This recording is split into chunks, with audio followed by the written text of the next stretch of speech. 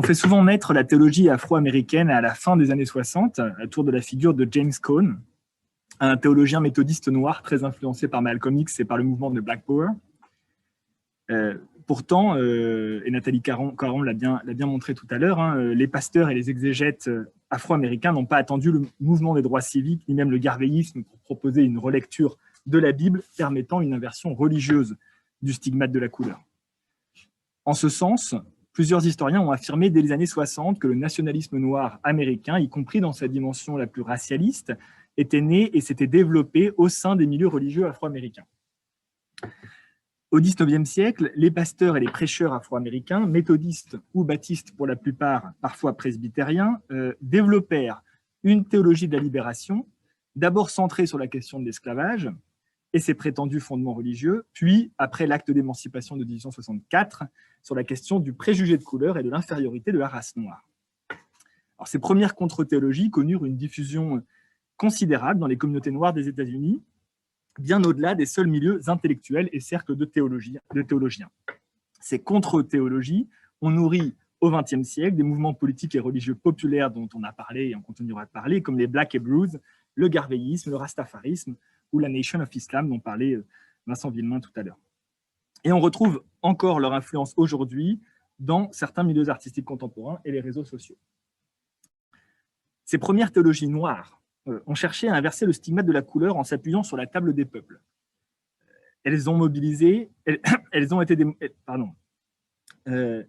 Ces théologies ont été mobilisées pour délégitimer les fondements religieux de l'infériorité raciale des Noirs, pour mettre en avant le rôle central joué par les Noirs dans le récit biblique et parfois, on l'a vu avec la Nation of Islam, pour construire un discours sur l'infériorité de la race blanche.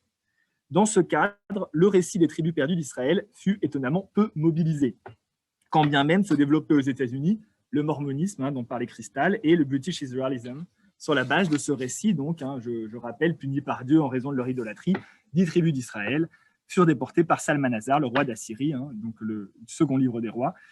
Revenus à l'obéissance de la Torah, elles choisirent de partir vers une terre qu'aucun homme n'habitait, donc 4e livre d'Esdras. Alors, je propose aujourd'hui de revenir sur les 2 épisodes au cours desquels ce récit a été utilisé par des Afro-Américains pour annoncer le rassemblement futur des peuples de couleur ou pour construire l'image d'un peuple noir élu. Donc, le premier, c'est la publication de Light and Truth en 1844 par Robert Benjamin Lewis. Et le second, c'est plus tard la création de la Church of God and Saints of Christ par William Crowdy en 1897.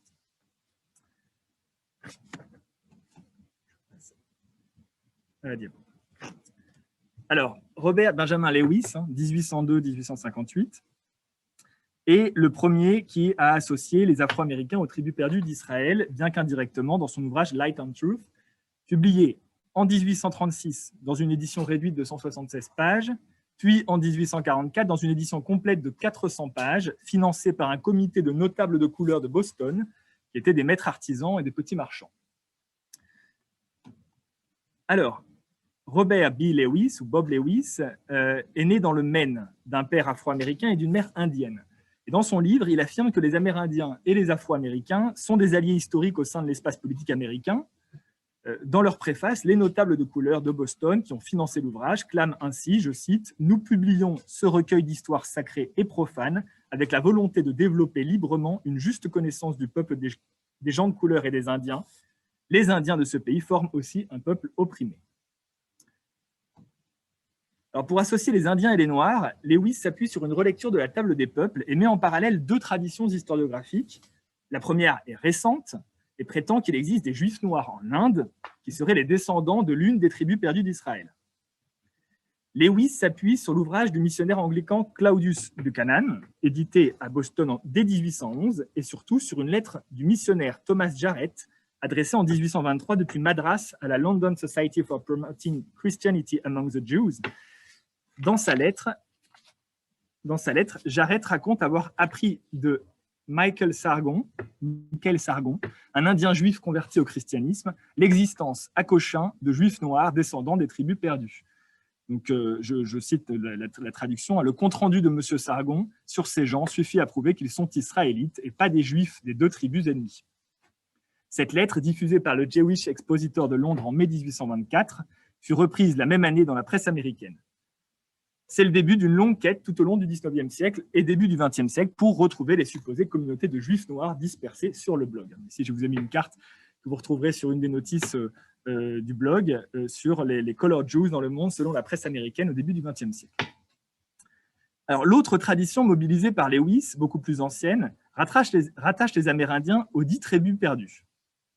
Cette interprétation, très répandue à l'époque moderne, avait le mérite de ne pas contredire la position monogéniste du christianisme, mais avait l'inconvénient de ne pas expliquer par quels moyens ils avaient atterri là.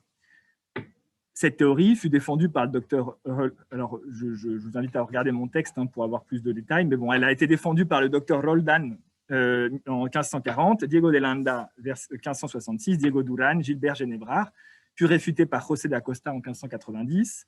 Elle montre l'ambivalence de ce récit à mi-chemin entre la malédiction, donc la déportation qui est un châtiment divin, et l'élection du peuple d'Israël.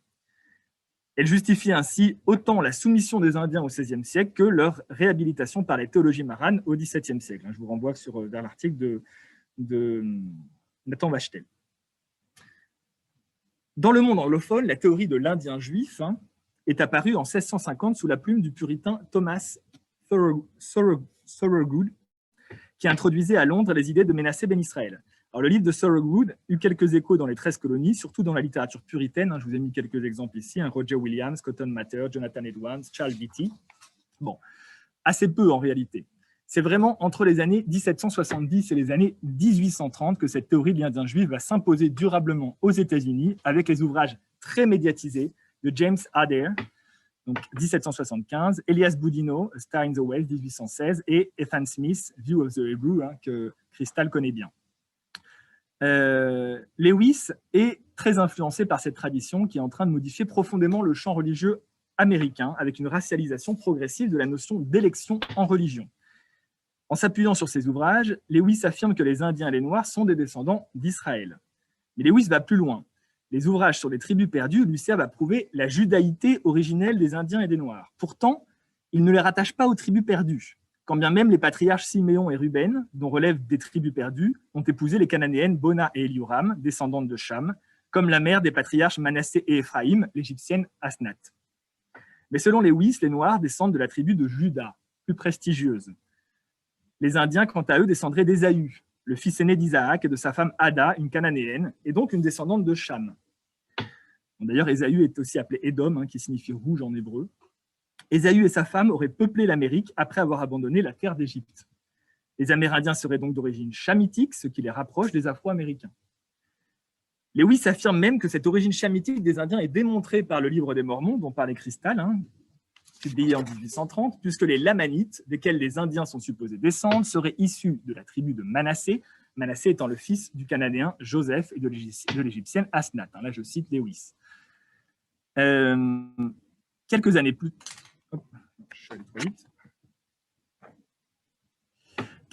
tôt, le jeune Afro-Américain William George Smith, étudiant en médecine à New York, avait également mobilisé la table des peuples pour affirmer l'origine commune des Asiatiques et des Africains, héritiers d'anciennes colonies égyptiennes.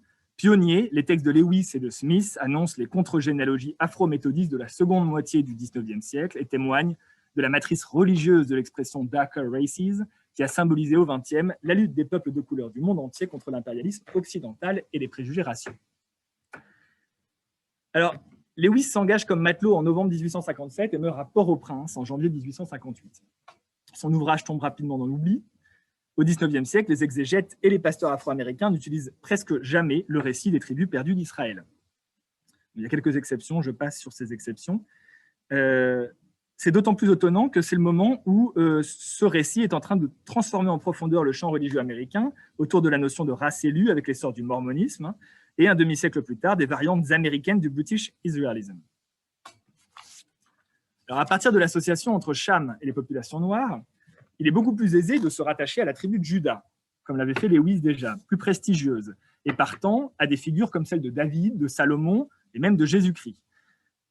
Juda était marié à une Cananéenne, supposée chamite, et décrite comme noire par les pasteurs afro-américains. Au début du XXe siècle, des pasteurs méthodistes comme William Lucius Hunter, Joseph Jarvis ou encore l'évangéliste James Webb, qui est, comme je disais, l'inspirateur de la dimension prophétique du garvéisme, achève de colorer une tribu désormais devenue The Black Tribe of Judah. Généalogie et contre-généalogie religieuse ne cessent d'être déployées au XIXe siècle, servies par le rôle primordial que les sociétés occidentales continuent d'accorder aux notions de souche et de lignage pour dire la qualité des hommes, naturaliser les hiérarchies et purger le corps social de ces éléments jugés impurs. Dans ce contexte, le recours aux tribus perdues sert à blanchir ou à marquer l'occidentalité d'une communauté et d'essentialiser des processus de classement, reclassement, déclassement des groupes sociaux. En 1879, un journaliste de la Nouvelle-Orléans écrit ainsi, je cite, « Certains missionnaires sud-africains tentent d'identifier les Zoulous aux tribus perdues d'Israël. Depuis des années, la découverte de ces tribus perdues se poursuit. Les Gitans ont été les premières tribus perdues, puis sont venus les Irlandais, puis les Yankees, puis les Afghans et enfin nos Indiens. En fait, les tribus perdues d'Israël peuvent difficilement être appelées perdues car elles ont été retrouvées plus souvent que toute autre race sur la Terre. Chaque fois qu'un peuple semi-sauvage pour une cause ou une autre attire l'attention du public, il est immédiatement reconnu comme étant les tribus perdues d'Israël. » Alors, ces classements sont lourds de conséquences, vous en doutez, et donnent lieu à d'importantes réappropriations du récit. Alors, le cas du Japon est à ce titre emblématique. En 1877, l'Écossais Nicholas MacLeod affirme l'origine juive des Japonais et associe le Mikado aux tribus perdues d'Israël. Ce récit a eu un immense impact au Japon, où il a permis aux élites d'afficher leur occidentalité. Plusieurs ouvrages sont parus au Japon prétendant qu'une peuplade de Kyushu ou que le clan des Hata du village d'Uzumasa, près de Kyoto, descendait en réalité des tribus perdues. Et en 1929, le Oyabe Zenichiro affirme que le Mikado descend de la tribu de Gad. Masanori Takane entreprend même des fouilles en 1936 au mont Tsurugi à la recherche de l'Arche d'Alliance. Lors de la guerre russo-japonaise de 1904, des journalistes russes s'emparent à leur tour de ce récit pour dire que les juifs russes lèvent des fonds afin d'armer les Japonais, ce qui provoque de nouveaux pogroms, c'est le moment des pogroms de Kishinev, 1903. Dans ce contexte, supposed raft Israelites crossed to Japan. Voilà, vous voyez, dans l'ouvrage de MacLeod, 1977. Dans ce contexte, les idéologies qui se développèrent aux États-Unis à partir du récit de tribus perdues, comme le mormonisme ou le British Israelism, ont exclu les Afro-Américains de ces nobles lignages en les rattachant à Cham et à Caïn. Ainsi, les Mormons leur ont refusé l'accès au sacerdoce, ce que disait Cristal, et les pasteurs américains promoteurs du British Israelism, qui prétendaient descendre de Manassé, donc le frère d'Éphraïm, alors que les Britanniques, eux, traditionnellement, dans le British Israelism, descendaient d'Éphraïm, ces derniers essaient de légitimer le passé esclavagiste de la nation américaine en disant Manassé a été longtemps tenu en esclavage par les enfants de Cham, puis le rapport de force s'est logiquement inversé, comme par juste compensation. Alors, ce n'est vraiment qu'au tournant du XXe siècle, avec le développement aux États-Unis de l'afro-israélisme, qu'on retrouve des Afro-Américains qui vont revendiquer un rattachement direct aux tribus perdues. Les Black Hebrews ou Black Israelites ont donné lieu à une vaste bibliographie outre-Atlantique. Dans les années 1960, le mouvement des droits civiques et le nationalisme noir ont amplifié cet intérêt pour les Black Hebrews, converti en un véritable objet d'étude à la croisée de l'histoire sociale et de l'histoire religieuse. Mais il faut attendre les travaux récents de Jacob Dorman pour avoir une connaissance précise de la genèse de ces Black Hebrews ou Israélites, nommés ainsi car ils revendiquaient moins le fait d'appartenir à la religion juive que d'être les descendants directs des anciens Hébreux, à l'instar des premiers chrétiens. Leur lutte et leur stratégie s'inscrivent pleinement dans les champs du christianisme et des nationalismes afro-américains. Selon Dorman, la plupart des groupes créés sur la côte est des États-Unis dans l'entre-deux-guerres descendent en ligne directe de la Church of God and Saints of Christ, créée en 1897 par le prophète afro-américain William Crowdy. Ce dernier apparaît alors comme le maillon manquant entre les théologies afro-américaines du XIXe siècle et les Black Hebrews des années 1920-1930. Crowdy est un affranchi, devenu soldat pendant la guerre civile, démobilisé en 1872 après des années de guerre contre les Apaches et les Comanches au Texas. Crowdy exerce pendant 20 ans comme cuisinier pour une compagnie ferroviaire, ce qui le fait beaucoup voyager. En 1889, il prend part à la Harrison Horse Race, une ruée vers les terres du pays d'Oklahoma, cédée aux États-Unis par les Creeks et les Séminoles à la fin de la guerre civile. Là-bas, Crowdy acquiert des terres et devient un notable au sein de la communauté afro-américaine de Guthrie. C'est à l'époque la capitale de l'Oklahoma. Le 22 novembre 1897, Crowdy prétend avoir reçu une relation divine, je cite, « Moi, William Crowdy, je suis un prophète de Dieu envoyé dans le monde entier, mais il m'a semblé très difficile de comprendre que je devais m'adresser au monde entier au début, Puis j'ai entendu une voix qui me parlait, qui disait, comme il avait dit à Ézéchiel, fils d'homme, je t'envoie vers les enfants d'Israël et vers toutes les nations de la terre qui se sont rebellés contre moi. Eux et leurs pères ont transgressé contre moi jusqu'à ce jour, car ce sont des enfants imprudents et au cœur raide. Je t'envoie vers eux et tu leur diras, ainsi parle le Seigneur Dieu, non pas Elder Crowdy ou tout autre homme ou ministre, mais ainsi parle le Seigneur Dieu qui est suprême, au-dessus de tout et en tout. Ils écoutent et où qu'ils s'abstiennent, ils sauront qu'il y a un prophète au milieu d'eux. Alors, selon Crowdy, Dieu lui a confié les 7 clés de son église. La première, c'est le nom de l'église, la Church of God and Saints of Christ. Crowdy abandonna sa famille à Guthrie et prend le train pour le Kansas. Il prêche à Eldorado, Emporia, Topeka, Lawrence. Il réunit ses premières communautés de fidèles. La méthode, c'est toujours la même. Il commence par prêcher au coin des rues, les street corner orators. Les premières conversions lui ouvrent les portes des églises afro-américaines de la ville, notamment méthodistes. Et il organise ensuite de grands campements de 10 jours dans les bois, camp meeting, près d'une rivière dans laquelle il va baptiser des centaines de fidèles. Alors la presse de l'époque s'étonne de la mixité raciale de ces premières communautés. C'est d'ailleurs un riche épicier blanc d'Emporia, James Groves, qui devient le premier prêtre, puis le premier évêque nommé par Crowdy. Rapidement, l'église s'étend principalement sur la côte Est. En 1906, l'église comptait 48 communautés, 1823 membres, afro-américains pour la plupart, et répartis dans une dizaine d'États. Alors, Crowdy prétendait s'inspirer des pratiques du christianisme primitif, respect du sabbat, lavement des pieds, baptême par immersion, eau et pain azime pour l'Eucharistie. Il avait hérité de l'idéal démocratique et de la ferveur religieuse du baptisme, des théologies raciales et de la structure hiérarchisée du méthodisme afro-américain, et il y ajoute une généalogie directe entre les anciens Hébreux et les Afro-Américains descendants des tribus perdues d'Israël. Nous, l'Église de Dieu et des saints du Christ des États-Unis et de sa juridiction, croyons que la race noire descend des 10 tribus perdues d'Israël. Ce qui ne l'empêche pas de continuer, donc il fait partie du credo de l'Église de Crowdy, ce qui ne l'empêche pas de continuer à prêcher les généalogies méthodistes sur l'origine noire de l'humanité et sur la tribu noire de Juda.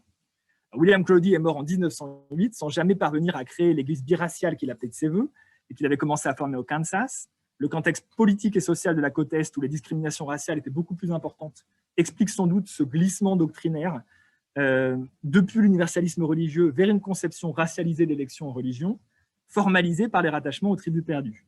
Et c'est justement cette idée-là qui le démarque le plus des théologies afro-américaines du XIXe siècle, inaugurant des formes de suprémacisme noir fondées sur des généalogies religieuses et inspirant profondément les nombreuses communautés de Black Hebrews qui se sont développées après la Première Guerre mondiale dans les grandes métropoles de la côte Est des États-Unis.